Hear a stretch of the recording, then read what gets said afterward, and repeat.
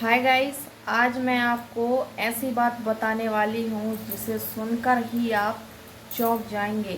आज मेरे 5 साल के बेटे ने मुझसे ऐसी क्या बात बोल दी कि जिसके कारण मेरी अंदर की आत्मा तक रोने लगी। तो hey guys, welcome to back my YouTube channel. मैं जानवी दुबे जिला सागर से ब्लॉग करती हूँ। फिलहाल अभी मैं इंदौर में रह रही हूँ।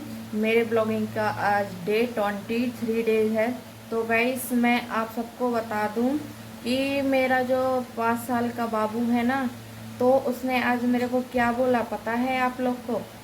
बात ऐसी है कि इसके स्कूल से मैसेज आया था कि आज स्कूल में लंच में यानी कि टिफ़िन में भुंटा लेके जाना है। तो वो आया और मेरे से बोला कि मम्मी, मेरे को मैम ने बोला है कि कल टिफ़िन में भुंटा लेकर आना। तो मैंने बोला ठीक है, पहले अपने पापा को आ जाने दो, फिर उसके बाद हम लेने चलेंगे। तो गाइस, मेरे हस्बैंड आते हैं 10-11 बजे तक, क्योंकि से उनको ओवर टाइम करना पड़ता है, क्योंकि से जो हमारी तनख्वाह मिलती है मेरे हस्बैंड को, तो वो महीने भर में यानी कि महीना आते ही ख़त्म हो जाती, क्योंकि से रूम का किराया भी देना पड़ता है, घर का खर्चा भी उठाना पड़ता है, सब्जी भाजी यानी कि दूध यानी कि स्कूल की फीस, दवाइयों का खर्चा यानी कि सब अकेले उन्हीं को मैनेज करना पड़ता है। तो वो रात को 11 बजे आए तो मैंने उनसे बोला कि आपको पता है, मैंने बोले स्कूल से मैसेज आया है तो इसके लिए टिफ़िन में भुंटा रखना है, यानी कि उसका भुंटा का कुछ भी बना के रखना है। तो बोल उन्हें नीचे सर झुकाया और मुंह हाथ धोने चले गए। तो मैं उनके झुके हुए सिर को समझ गई कि उनके पास पैसे नहीं हैं, वो कहाँ से ला कर देंगे, और कहाँ से ला कर भी देंगे तो उस टाइम दुकान बंद हो जाती है। रात के 11-12 बज रहे थे तो दुकान बंद हो जाती है। तो उनका चेहरा देख के मेरे आँख में आंसू आ गए, क्योंकि सुबह बहुत हारे थके थे तो मेरे आँख में आंसू आ गए। तो मेरा बाबू पता है क्या बोलता है? बोले मम्मी, आप रो क्यों रहे हो? आप टेंशन मत लो, मैं स्कूल जाके कल मैम से बोल दूंगा कि मुझे भुंटा पसंद नहीं है, इसलिए मैं लेकर नहीं आया। सोचो, 5 साल के बच्चे में इतनी अकल कहाँ से आ गई। मैं उसकी बात सुन के मेरे को और तेज रोना आ गया कि हम लोग तो पति पत्नी एडजस्ट करते ही हैं, लेकिन अब मेरे बच्चे भी एडजस्ट करने लगे है ना।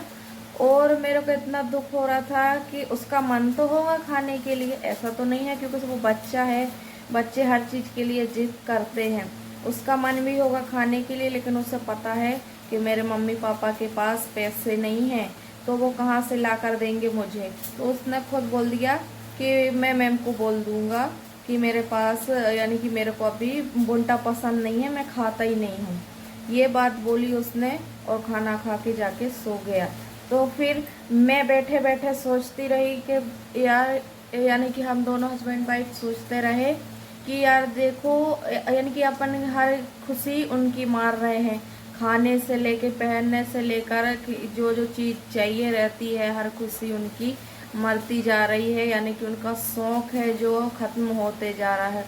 वो भी किसकी वजह से? हम लोग की वजह से, क्योंकि से हम लोग इतना नहीं कर पाते।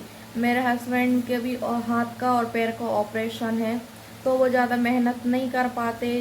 तो अब जितना भी कर रहे हैं तो उतने से हम लोग का घर का खर्चा चल जाता है, लेकिन फिर भी गाइस नहीं चला पाते हैं, क्योंकि से महंगाई इतनी ज़्यादा हो गई है ना। यहाँ पे किराए के घर पे रहना मुश्किल होता है, क्या करें। लेकिन घर परिवार ने अलग कर दिया, ना मेरा कोई है ना मेरे हस्बैंड का कोई है, हम दोनों हैं, दोनों में हमारे बच्चे हैं, बस 4 है हम लोग की फैमिली में, सिर्फ चारों लोग। तो भी नहीं कर पाते, क्या करें, मजबूरी है। बच्चों की खुशी मार रहे हैं, अपनी खुशी मार रहे हैं, लेकिन हम अपने पति से भी तो कुछ नहीं बोल सकते ना, क्योंकि उनकी भी तकलीफ अगर नहीं समझूंगी मैं तो फिर कौन समझेगा।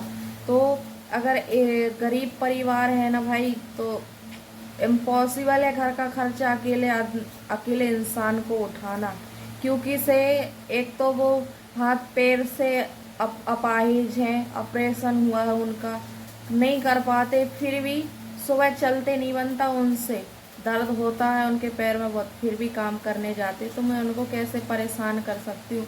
उन्हीं की परेशानी देख देख कर मैं तंग आ चुकी थी। बहुत दुख होता है मुझे, इसलिए मैं सोशल मीडिया पे काम करना चालू की हूँ, ब्लॉग बनाना स्टार्ट की हूँ कि ताकि मैं कुछ कर सकूँगी, आगे बढ़ जाऊँगी तो कुछ अर्न कर पाऊँगी और मैं अपने हस्बैंड का सहयोग करूँगी, उनकी हर खुशियाँ पूरी करूँगी।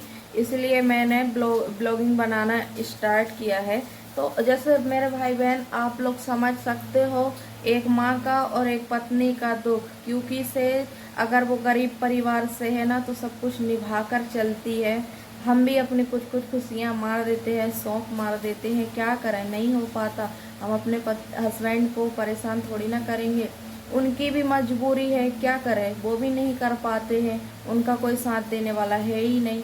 तो मेरा बच्चा इतना समझदार हो गया, वक्त के साथ इतना बड़ा हो गया, लेकिन अभी है उम्र उसकी 5 साल, लेकिन बात है वो ऐसा कर रहा है जैसे 20 साल का हो गया हो।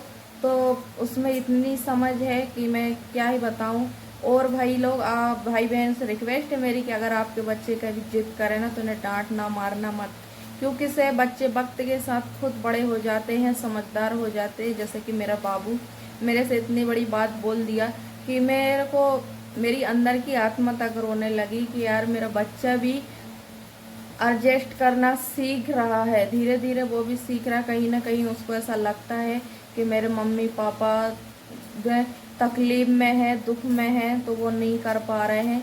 लेकिन कोई बात नहीं, मैंने तो ठान लिया है कि मैं अपने बच्चों को, अपने हस्बैंड को वो खुशी दूंगी जो उनको अभी तक कभी नहीं मिली है। मैं सोशल मीडिया में ब्लॉगिंग बनवाऊंगी, खूब मेहनत करूंगी, इतनी मेहनत करूंगी, दिन रात एक कर दूंगी, लेकिन कामयाब होकर दिखाऊंगी, क्योंकि से मेरे पति को मेरे ऊपर बहुत सी उम्मीदें टिकी हुई हैं कि मैं कुछ करके दिखाऊंगी। तो गाइस, मेरे अकेले का नहीं है बस मैं, क्योंकि अगर मेरे अकेले का होता तो मैं अभी रातों रात वायरल हो जाती। आप लोग हो, क्योंकि आप ही मेरे भाई बहन हो, आप ही मेरी फैमिली हो।